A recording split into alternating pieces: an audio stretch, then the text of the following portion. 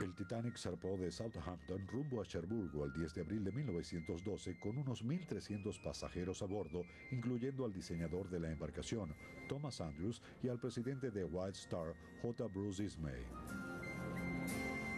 Edward John Smith, un veterano capitán de la White Star, consideraba que este primer viaje iba a ser el último antes de retirarse. Él se unió a una tripulación de casi 900 personas que guiaron a los pasajeros a sus respectivas cubiertas.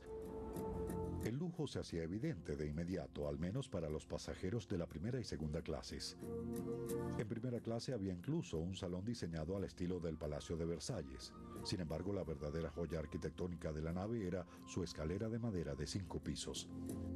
En mi opinión, la gran escalera del Titanic era, sin duda alguna, su rasgo arquitectónico más espléndido y atractivo. Nunca vi nada parecido, ni antes ni después del Titanic, en ninguna otra embarcación. Me parece simplemente perfecta. La cúpula que está arriba es perfecta, ya que no es ni demasiado grande ni demasiado pequeña.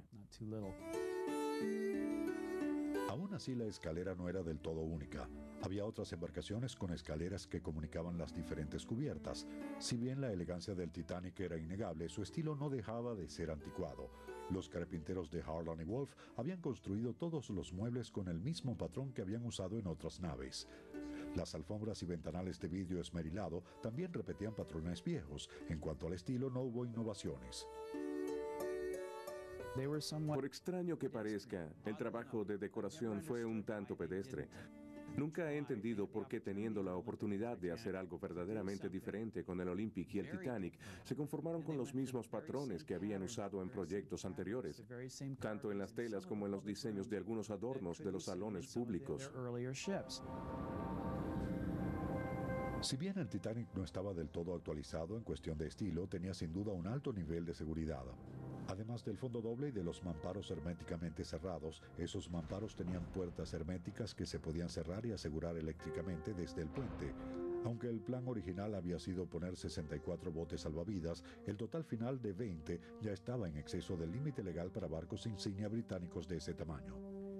Es impresionante la manera en que la gente habla de los botes salvavidas del Titanic. Dicen que la embarcación no tenía suficientes de ellos y ese tipo de cosas. Sin embargo, debemos recordar que todas las compañías de buques a vapor de ese entonces presentaban fallas similares.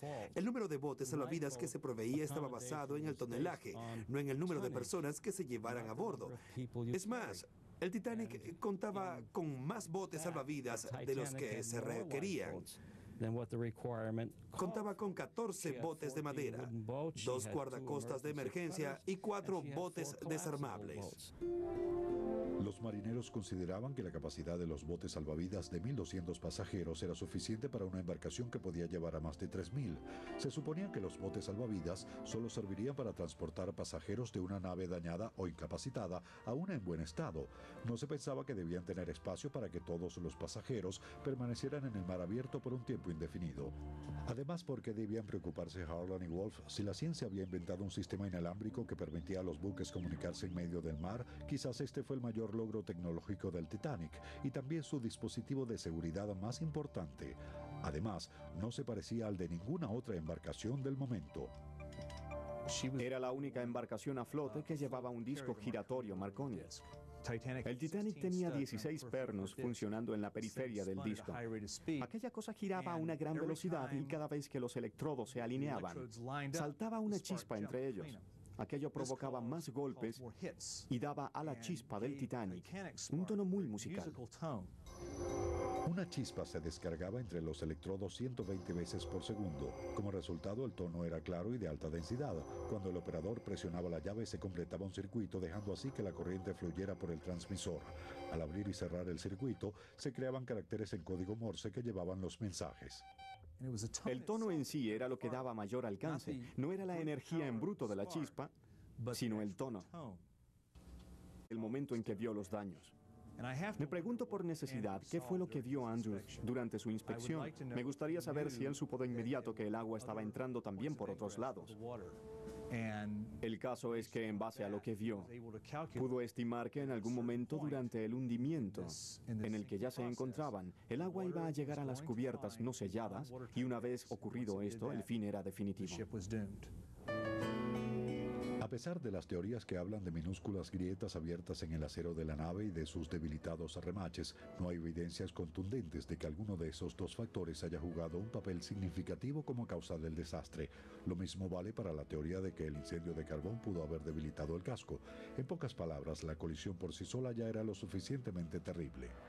Poco después de la medianoche, el sorprendido capitán Smith terminó dando la orden de que se bajaran los botes salvavidas, pero en ese primer momento casi nadie creía que la embarcación fuera a hundirse. Algunos botes salvavidas tenían capacidad para hasta 65 personas, sin embargo muchos de ellos fueron lanzados al agua con tan solo 12. Los operadores comenzaron a enviar mensajes de emergencia, sin embargo ningún otro barco estaba lo suficientemente cerca para prestar ayuda antes de que el Titanic terminara de hundirse. Mientras se hundía, el Titanic enviaba mensajes de emergencia con su tono musical de 60 Hz, sonando encima de todos los susurros que producían las leves chispas de los aviones, que no hacían más que...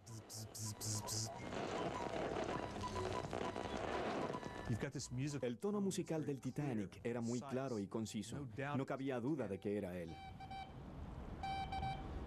Así que sus mensajes llevaban el sonido de la muerte de esta embarcación.